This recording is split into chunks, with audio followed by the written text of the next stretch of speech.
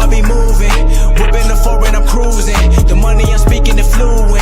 All of my business booming. Stacking my cash in abundance. All of my family funded. Finally got what I wanted. Life is amazing, I love it. Everyone know that I run it. Yeah, look at me now, I came up. I've been thinking back then when I almost gave up on the game cause I never got in my way. Yo les postos, je vous rappelle que vous avez toujours moins 5% avec le code promo Sacha Benitadis sur tous les maillots de foot du site Champions Eleven. Le lien est en bas en description les postos.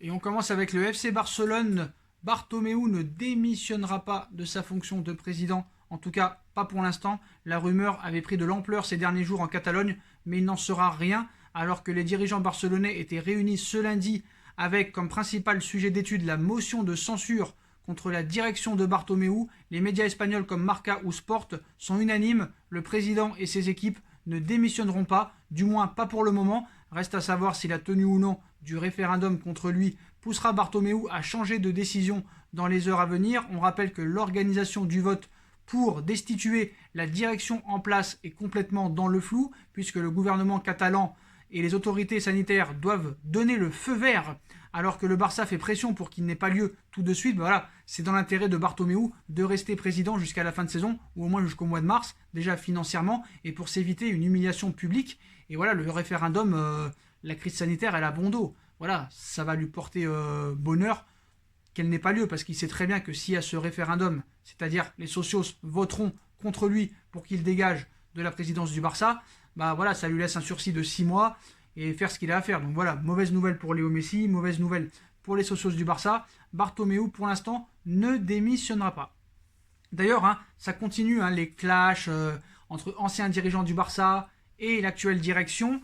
L'ancien conseiller du Barça est revenu sur les années passées au sein du club catalan et sur certains dossiers. Arriero Brada est un visage bien connu des fans du Barça. L'Italien a travaillé au sein du club catalan entre 2015 et 2019, occupant un rôle de conseiller au niveau du scouting à l'international avant d'être licencié. Il avait donc pour fonction de repérer des jeunes aux 4 coins de la planète, mais forcé de constater que son bilan est extrêmement maigre à ce niveau, voire catastrophique.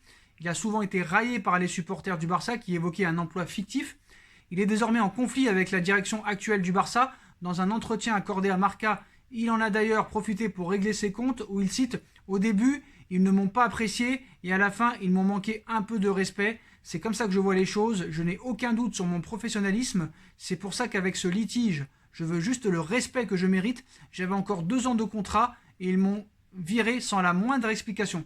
J'espère qu'on trouvera un accord avant un procès et qu'on sera tous contents. » Donc voilà, s'il y a encore un procès dans les bras du Barça, ça ne va pas arranger les choses. Donc il en a aussi profité pour se justifier sur certains dossiers, à l'image de Haaland. « Je n'ai pas eu de responsabilité, ils m'ont mis d'autres personnes en charge du recrutement, j'ai étudié plusieurs joueurs et j'ai mis des noms en avant, comme Haaland du Borussia Dortmund, à l'époque où il jouait au Red Bull. Mais au club, ils m'ont dit que non, qu'ils n'avaient pas le profil du Barça. J'ai suggéré d'autres noms en Italie, comme Barella qui est aujourd'hui à l'Inter de Milan ou Zaniolo de la Roma. Mais je ne pouvais rien faire, j'étais mis complètement de côté. Un intérêt pour Pogba? Non, ce n'est pas un mensonge. On était intéressés, moi et Soler, et on était à Milan pour nous réunir avec la direction de la Juve. Mais malgré les conversations, il n'y a pas eu d'accord, il n'y a pas vraiment eu l'intention réelle de le recruter.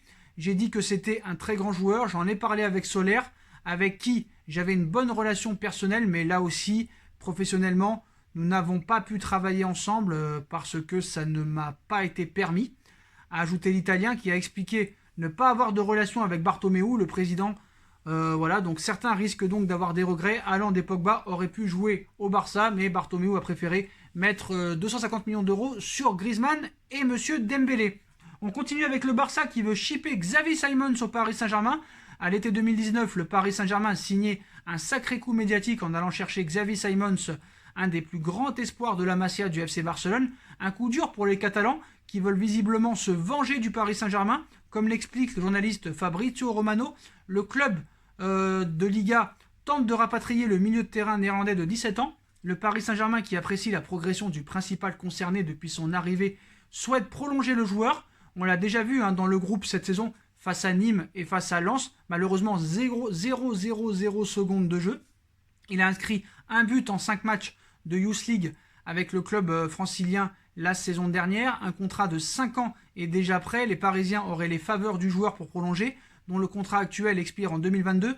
Plusieurs clubs anglais seraient aussi sur le coup. Donc voilà, c'est légitime dans la tête de Xavi Simons peut-être de penser à partir, même si pour l'instant il veut rester au Paris Saint-Germain et serait pour prolonger. Mais voilà, il faut toujours prendre ça avec des pincettes. On nous avait dit pareil pour Aouchiche et Kouassi. Finalement, ils sont partis à Saint-Etienne et au Bayern de Munich. Donc voilà, on se rappelle, Paris aussi avait shippé Kay Ruiz au Barça. Le Barça aussi tente de le récupérer aussi, mais là on parle de Simons. Donc un contrat en or promis à Xavi Simons, un contrat de 5 ans, attendrait Xavi Simons pour ses 18 ans. À seulement 17 ans, Simons est déjà connu par le grand public et pourrait bien être la future pépite tant recherchée par le PSG. En tout cas, à en croire les informations de Fabrizio Romano, le PSG serait persuadé d'avoir un talent de très haut niveau au club avec le néerlandais. D'ailleurs, le journaliste du Guardian et de Sky Sports explique via un podcast publié sur Twitter que Xavi Simons devrait se voir proposer un contrat de 5 ans par le Paris Saint-Germain dès qu'il aura fêté ses 18 ans, soit le 21 avril prochain. Je ne comprends pas pourquoi Tuchel, quand tu gagnes des 4-0 contre Dijon, des 6-1 contre Angers et qu'il reste 20 minutes de jeu, pourquoi tu continues à le laisser sur le banc? Mais le problème, c'est que maintenant, il ne le prend même plus dans le groupe. En U19, il impressionne tout le monde depuis le début de saison. Il a mis 5 buts en 7 matchs et délivré déjà 5 passes décisives. Donc voilà, à un moment donné, je pense que Tuchel fait exprès pour faire chier encore Leonardo, faire chier la direction. Et voilà, jusqu'à la fin de son contrat, il continuera, il cherchera à se faire virer quoi qu'il arrive. Il va foutre la merde, moi je vous le dis. En tout cas, pour l'instant, Xavi Simons donnerait ses faveurs pour le Paris Saint-Germain. On passe à Kylian Mbappé qui a livré ses états d'âme sur la saison actuelle et son niveau. Interrogé sur le site officiel du PSG, il a donné des éléments de réponse en commençant par le calendrier si particulier cette année, bouleversé par l'épidémie de coronavirus et ses conséquences. Il explique « C'est une année particulière à laquelle il faut s'adapter, mais mentalement, c'est difficile de se remettre dans mon esprit, et nous sommes plusieurs à le ressentir, ce n'est pas une nouvelle saison, c'est comme si c'était la continuité de la dernière saison. Pour moi, on est au 60e match de la saison, et pas au 9e match de la nouvelle saison. Pour moi, une nouvelle saison, c'est quand tu as une coupure pendant laquelle tu as eu le temps de recharger les batteries. Là, on est juste dans les prolongations, c'est un marathon qui continue, donc ce n'est pas évident. C'est un marathon, tu as eu quand même 13 jours de vacances. Quand il y a un Euro et une Coupe du Monde ou une Coupe América, t'as pas plus de vacances. Donc voilà, te plaindre est assez incroyable. T'as eu quand même des vacances à Ibiza où t'as chopé le Corona, tu lui as dit bonjour entre temps. Donc bon, bref, certes, le ressenti de Mbappé peut se comprendre. Voilà, il a eu que 13 jours entre la finale de la Ligue des Champions perdue face au Bayern et son premier match de la saison avec l'équipe de France face à la Suède en Ligue des Nations. Il poursuit. Moi, j'aime jouer, j'aime ce sport, j'aime toujours être sur le terrain.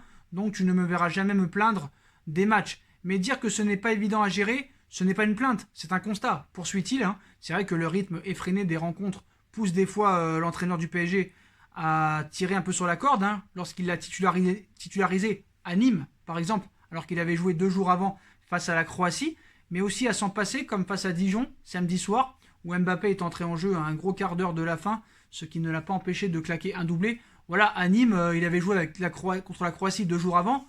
Mais voilà, Tuchel, lui, il a besoin de Neymar et Mbappé pour battre Nîmes et Dijon. Voilà, c'est un constat, c'est un constat. Donc, c'est sûr que nous, on attend désormais plus de lui en Ligue des Champions. Il a pu marquer en Ligue des Champions maintenant depuis 6 matchs. Et voilà, donc il a jugé un petit peu son bilan en Ligue des Champions et sur ça et sur ses stats. Je pense que je dois évoluer et j'en prends conscience chaque jour. Ce n'est pas parfait, je ne suis pas parfait. Il y a des matchs où j'ai pas été bon, mais je continue de progresser. Je pense aussi qu'il faut jouer avec les autres. Tu ne gagnes pas tout seul. Et ça, c'est le plus important dans un sport collectif. On n'est pas encore parfait parce que je suis un attaquant, et un attaquant, au fond, on lui apprend à être égoïste et à être dans sa bulle, évoque-t-il d'abord, avant de rajouter « Je sais que ce n'est pas parfait, mais j'ai montré que j'étais capable de faire jouer les autres aussi, tout en conservant mon envie de marquer. Parce que c'est aussi ça qui peut faire basculer des matchs. Tout est une question de bons choix et je suis dans cette phase où j'apprends encore à faire les bons choix. J'ai pas mal d'aspects sur lesquels je dois progresser, je suis sur la bonne voie, donc je suis content. » Lui, le fan de Cristiano Ronaldo, bah voilà, maintenant il sait les efforts que le Portugais a consentis pour constamment évoluer et progresser au fil de sa carrière. Saura-t-il tracer le même chemin et travailler sur ses points faibles? L'avenir ne le dira. Mais voilà, il dit un petit peu tout et son contraire. Il dit qu'un attaquant est égoïste et que des fois c'est pour ça qu'il manque d'altruisme et de collectif. Mais à un moment donné, il dit aussi qu'un joueur ne peut pas te faire gagner tout seul. Alors ça, c'est un éternel débat. Il Il y en a des fois qui te font gagner un match à eux seuls, des fois c'est un collectif, mais voilà.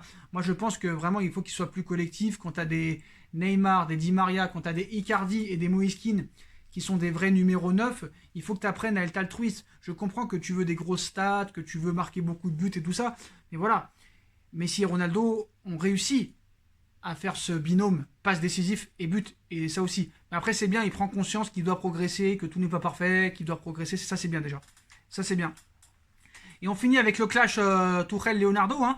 Donc apparemment, Allegri au Paris Saint-Germain, ça se rapproche. Apparemment, Allegri travaillerait déjà sur le prochain mercato avec Leonardo. Hein. Ça nous rappelle un petit peu Carlo Ancelotti à l'époque où on se rappelle quand Boiré était en place et Leonardo avait mis Carlo Ancelotti. Ça travaillait déjà en amont sur le mercato. Thiago Motta, Maxwell, Alex étaient arrivés.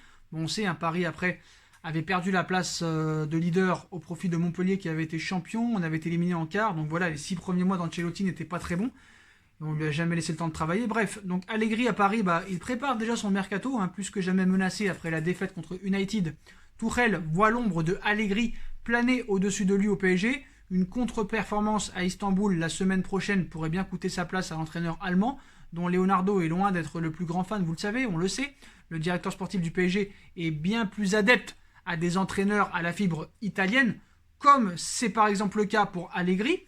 Très récemment, le nom de l'ancien coach de la Juve a d'ailleurs été de nouveau évoqué au Paris Saint-Germain, et s'il ne s'agit pour l'heure que d'une rumeur, il semblerait que le principal intéressé soit chaud bouillant à l'idée de rejoindre la capitale française.